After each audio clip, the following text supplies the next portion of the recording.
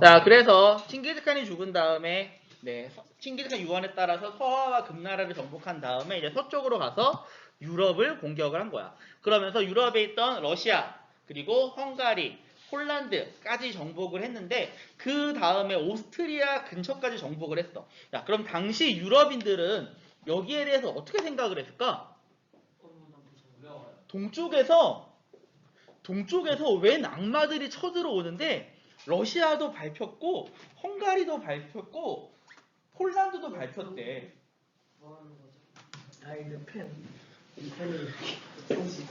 자, 그런데 모든 나라가 그 악마들한테 패배했대. 그러면은 어떻게 해야 돼? 당시 사람들은 어떻게 했을까? 항복한다. 바로 신에게 기도를 드리는 거야.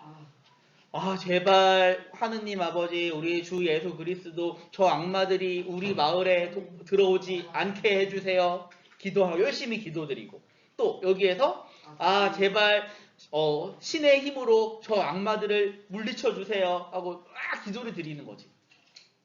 근데 여기서 굉장히 엄청난 일이 벌어졌어. 신성공격 물리. 엄청난 일이 벌어졌어. 이 기도가 통했나 봐. 갑자기 악마들이 사라져 버렸어. 와 사라졌다. 어떻게 됐을까? 왜 사라졌을까? 징기즈칸이 뒤져서. 네, 징기즈칸이 아니라요. 자, 이 당시에는 몽골이 아이고 왜 이래? 야, 왜 이래? 자, 몽골은요 지배자인 칸이 죽으면은 그 다음에 후계자를 어떻게 결정했냐면은 회의를 열어서 이 회의를 통해서 후계자를 결정을 했어. 그러다 보니까 이 회의에 참석을 해야지만 이 후계자를 결정할 수 있는 권리 혹은 본인이 후계자 그 자리에 나갈 후보가 될 권리를 얻게 되는 거야. 그러니까 한창 싸우던 도중에 이 칭기즈칸의 후계자였던 우그데이 두 번째 칸이 죽었어. 그러다 보니까 이 회의에 참석하기 위해서 물러났던 거야. 근데 당시 유럽인들은 그거에 대해서 알고 있었을까? 모르지. 그냥 우리의 기도가 통했나 보다. 이 생각을 하겠지. 그래서 당시 이 몽골은 동유럽까지 왔다고 했잖아. 그러니까 동유럽 사람들은 이 몽골의 공격을 실제로 경험을 했고 우리가 기도를 했더니 몽골이 물러났다라는 것도 경험을 했어. 그럼 어떻게 될까? 하느님은 실제로 존재하신다. 우리 예수 그리스도께서 우리의 기도를 들어주셨다. 이렇게 돼버리는 거야.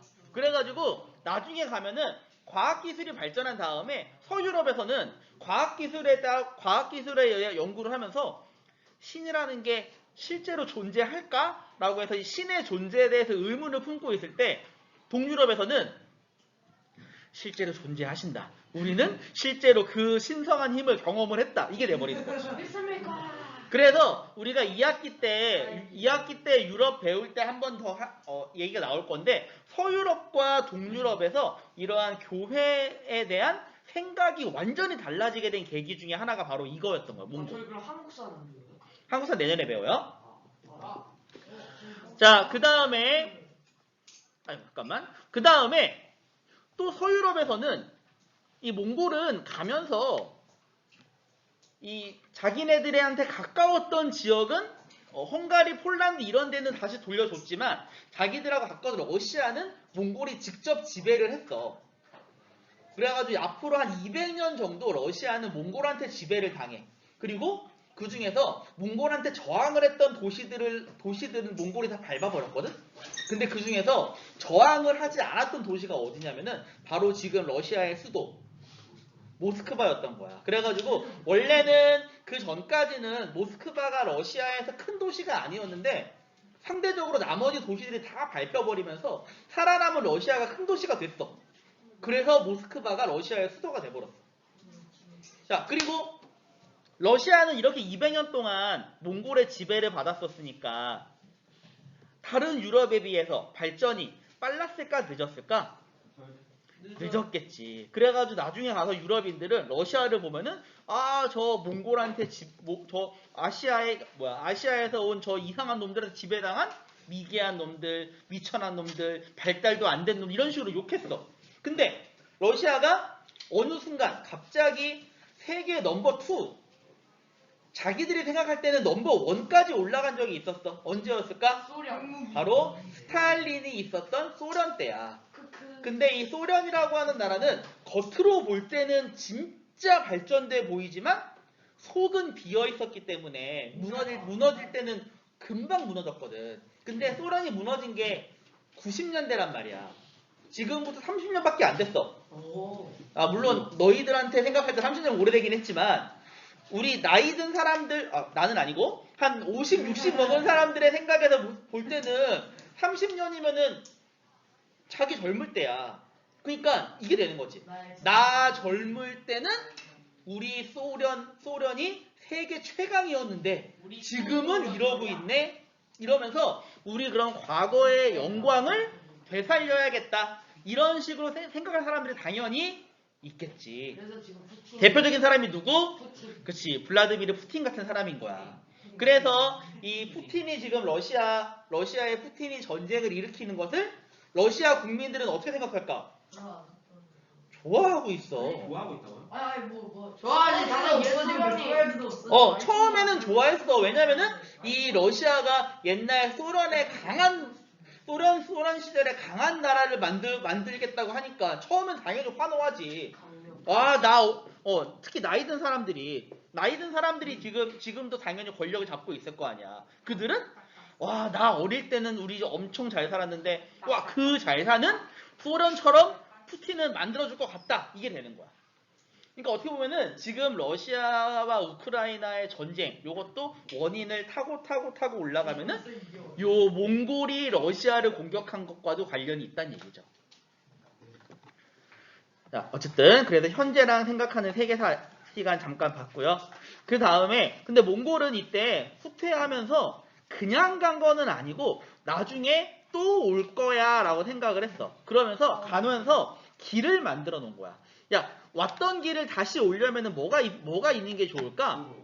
중간중간에 쉴 수 있는 휴게소를 만드는 게 좋겠죠. 그래서 지금의 고속도로 휴게소 같은 개념으로 만들었는데 그것을 우리는 역참이라고 해요. 자, 그래서 당시 비단길 중간중간에 이 세 개를 연결하는 교통망과 숙소에서 잠도 잘 수 있고 말도 갈아탈 수 있고 이런 시설을 만들어 놓은 거야. 자, 그러면은 그 전에는 근데 정작 이 역참제를 만든 건 몽골인인데 이 역참제를 이용했던 사람들은 다른 사람들이었어. 바로 어떤 사람들이 많이 이용을 했냐면은 이슬람 상인들과 유럽 선교사들이 이용을 해요. 이슬람 상인들은 자기네들의 물건들을 당연히 중국에도 팔고 싶었을 거야. 근데 그동안에는 많이 못 갔어. 왜 못 갔을까? 하다가 도적들을 만날 수가 있잖아. 길도 잘 모르고. 근데 몽골이 이렇게 길을 만들어 놓으니까 당시 몽골은 세계 최강인데 어떤 깡센 도적대가 이 몽골이 만들어 놓은 시설을 공격 못 한다고. 그러니까 사람들이 안전해진 거지. 그래서 안전을 느낀 사람들, 상인들과 유럽 선교사들이 더 많이 오게 되고요. 그 중에서 이 유럽 선교사들이 중국에 와가지고 중국에 대한 정보를 자기네 나라 사람들한테 전달을 했더니 유럽 상인들도 중국으로 건너오게 됐어. 그 중에 대표적인 사람이 바로 왜 이래 이거? 대표적인 사람이 마르코 폴로. 마르코 폴로라는 사람이에요. 이 사람은 베네치아의 상인이었는데 아버지를 따라서 몽골에 와서 원나라에 왔어. 그리고 당시 원나라의 황제였던 이 쿠빌라이 칸한테 신임을 얻어서 그 옆에서 몇십 년 동안 있었어. 그리고 얘가 나중에 자기네 나라로 돌아갔죠. 그러면서 본인이 보고 듣고 느낀 거를 감옥에 갇혀가지고 감옥에서 막 떠들어댄 거야. 내가 중국에 가가지고 막 이것도 보고 저것도 보고 막 황금의 섬도 보고 막 떠들어대는데 그것을 옆에 있던 어떤 사람이 저런 미친놈 같은데 신기하다. 한번 책으로 적어서 팔아먹어야겠다. 그래서 옆에 있던 사람이 받아 적어서 팔았어. 그 책이 우리가 알고 있는 동방견문록이라는 책이고요. 얘가 사실 이 마르코 폴로가 사실 뭐 정신병에 걸렸는지 어쩐지 모르겠지만 내가 말이야가 이러면서 떠들어서 쓴 책이기 때문에 허구, 과장 이런 게 좀 많아. 그래가지고 막 동쪽에 가면은 뭐 황금으로 가득 찬 어떤 섬이 있네. 그 섬의 이름은 지팡구네. 막 이런 식으로 이런 정보가 있었거든. 근데 사람들도 아 이거 뭐야 이거 말도 안 돼 한데 이 중에 사실은 있을 거 아니야. 그래가지고 진짜인지 아닌지 모르겠지만 진짜가 있을 수도 있으니까 한번 가보자 해서 시작된 게 바로 대항해 시대가 되는 거예요. 대항해 시대. 자, 그래서 이렇게 몽골이 만든 역참제는요, 정작 본인들은 잘 사용하지 못했지만 다른 여러 문명의 사람들이 사용을 하면서 드디어 동서 문화의 교류가 확대되게 되었어. 동양과 서양이 이제부터 더 많은 교역을 하게 된 거지. 그래서 어떤 게 전달이 됐냐? 우선 중국 발명품. 화야. 네, 중국의 뭐 화약, 종이. 종이는 그 전에 갔고요. 화약, 나침반, 그 다음에 인쇄술. 이게 네, 유럽으로 전달이 되죠. 그래서 유럽에서 화약이 사용되면서 기사가 몰락하고 나침반이 사용되면서 대항해 시대가 시작이 되고 인쇄술이 전파되면서 지식이 보급이 된 거야. 자, 그러면은 유럽에서는 아시아로 뭐가 전달이 됐을까? 자, 유럽과 이슬람 세계에서는요. 이슬람 세계에서는 뭐가 전달이 되냐면은 종교야, 종교. 뭐 크리스교와 이슬람교. 이게 그 전에는 일부 사람만 왔었으면 이때 많은 사람들이 왔었겠죠. 그 다음에 또 이게 우리나라에도 영향을 끼쳤는데 바로 이게 한국의 소주. 소주, 술. 원래 이 소주라고 하는 술이 알코올을 증류라고 해가지고 일부는 증발시키고 일부는 남기고 이런 방식으로 만들어주는 술이거든. 근데 이 증류 기법이 원래는 이슬람교에서 사용하던 기법이야. 이슬람교에서 사용하던 기법을 이용해서 만들어진 술이 소주인 거야.